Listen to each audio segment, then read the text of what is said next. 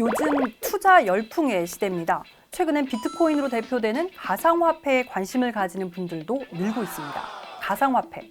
주변에서 말은 많이 들었는데 정작 투자를 하려니 이게 뭔지, 안전하긴 한 건지 막막한 경우가 대부분인데요. 그래서 오늘은 가상화폐 얘기 해보겠습니다. 가상화폐 하면 가장 먼저 떠오르는 단어, 비트코인입니다.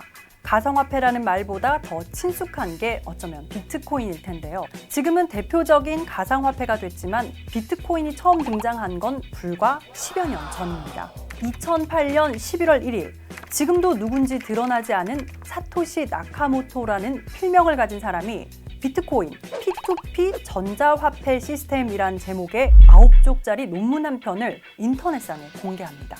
이 논문에서 사토시 나카모토는 아주 획기적인 통화 시스템과 이걸 실현 가능하게 하는 기술을 제안했습니다. 이 통화는 조작이나 위조가 불가능하고 개인정보가 필요하지도 않고 그러면서도 거래의 투명성은 완벽하게 보장된다고 설명했습니다.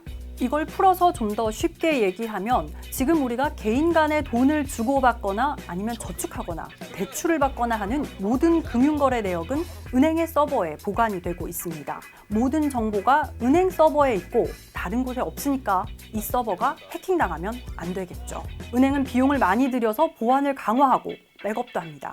그런데 사토시 나카모토의 논문에서는 블록체인 기술을 제안했습니다.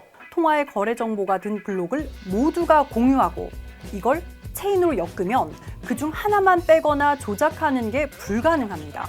그래서 이 블록체인 기술을 이용하면 중앙에서 그 내역을 통제하지 않아도 안전하고 투명한 거래를 할 수 있다는 이론입니다. 이건 비트코인이 등장하게 된 배경과도 맞닿아 있습니다. 이 논문이 나온 때는 전 세계적인 금융위기를 불러온 미국 투자은행 리먼 브러더스가 파산한 직후입니다. 당시 금융위기가 닥치니까 정부는 금리를 낮추고 시중에 돈을 푸는 양적 완화에 나섭니다. 자연스럽게 시장에서 돈의 가치가 떨어지는 인플레이션이 발생했습니다. 이렇게 정부 혹은 중앙은행이 가치를 올리고 떨어뜨릴 수 있는 화폐 못 믿겠다. 정부나 중앙은행의 개입 없이 개인 간에도 안전한 거래가 가능한 이상적인 화폐를 만들자. 비트코인은 이렇게 탄생한 겁니다. 비트코인은 무한하게 계속 나오는 게 아니고 2040년까지 2100만 개가 발행되도록 프로그래밍 되어 있습니다.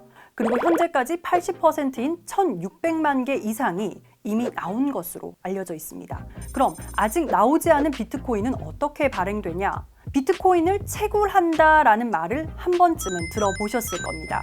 전 세계에서 이루어지는 비트코인의 거래 내역을 검증하고 암호화하면 그 대가로 비트코인을 얻을 수 있는데 이걸 비트코인을 채굴한다고 부르고 있습니다. 채굴에 자격이 있지 않기 때문에 채굴기라고 부르는 전용 컴퓨터만 있으면 누구나 채굴할 수는 있지만 한 달 내내 프로그램을 돌려도 한 개 채굴하기도 쉽지 않기 때문에 지금은 수백 대의 컴퓨터를 한꺼번에 돌리는 기업형 조직들이 대부분입니다. 이 영상을 촬영하고 있는 현재 비트코인 한 개의 값은 3,922만 3,000원. 그렇지만 비트코인의 가치가 처음부터 이렇게 높았던 것은 당연히 아닙니다. 비트코인이 실제 거래된 첫 사례는 2010년 5월 22일 피자 주문 거래로 전해지고 있는데요. $20짜리 피자 2판에 비트코인 10,000개를 지불했습니다. 비트코인의 지금 시세로 계산하면 피자 2판에 4천억 원 정도를 낸 셈입니다. 이렇게 가치가 계속 높아지면서 그리고 지난해 말 세계 최대의 간편 결제 업체죠. 페이팔이 가상화폐 거래와 결제를 지원하기로 하면서 가상화폐 투자에 관심이 크게 늘었습니다. 가상화폐 투자 말씀드리기 전에 먼저 강조드리고 싶은 게 있습니다. 이 영상은 절대 투자에 대한 권유가 아닙니다. 그리고 정부가 내년부터 가상화폐에도 연간 250만 원 이상 이익을 내면 지방세를 포함해서 22%까지 세금을 물리겠다고 했지만 양도세에 대한 법안만 나온 상태지 현재까지는 가상화폐에 대한 법적 보호장치도 거의 없습니다.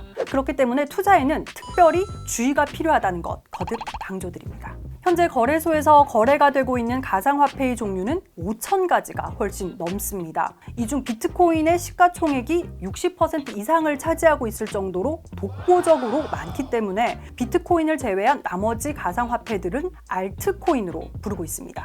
가상화폐 거래소도 여러 곳이 있습니다. 그리고 어떤 거래소를 이용하느냐에 따라 화폐 시세도 달라집니다. 주식은 A라는 종목을 사고 팔 때 어떤 증권사를 이용하든 시세가 같지만 가상화폐는 어떤 거래소를 이용하느냐에 따라 시세가 달라진다는 뜻입니다. 이유는 주식은 어떤 증권사를 이용하든 거래소는 한국거래소 한 곳입니다. 그렇지만 가상화폐는 앞서 거래소 자체가 여러 곳이라고 말씀드렸죠. 거래소가 다르기 때문에 시세도 다른 겁니다. 시세나 등락의 흐름이 큰 차이를 보이진 않지만 이런 조건 때문에 거래소를 옮기면서 차익 거래가 일어나기도 합니다. 요즘은 많은 거래소들이 투자자들에게 친숙한 주식 거래창과 비슷한 형식으로 거래 서비스를 제공하고 있습니다. 또 달러가 아닌 원화로도 주문이 가능합니다. 다만 증권사들과 달리 가상화폐 거래소는 입출금이 가능한 은행이 정해져 있는 경우가 많아서 특정 은행의 계좌를 먼저 만들어야 할 수 있습니다. 그래서 주식 거래와 비슷하다고 생각하실 수 있는데요. 몇 가지 중요한 점만 짚어드리겠습니다. 주식은 평일 아침 9시에 장이 열리고 오후 3시 반이 되면 장이 마감되지만 가상화폐는 1년 365일 24시간 거래가 가능합니다. 여기서 처음 투자하시는 분들 정말 주의해야 할 점이 있습니다. 주식은 당일 매매 주문을 넣고 거래가 성사되지 않으면 주문 자체가 사라집니다.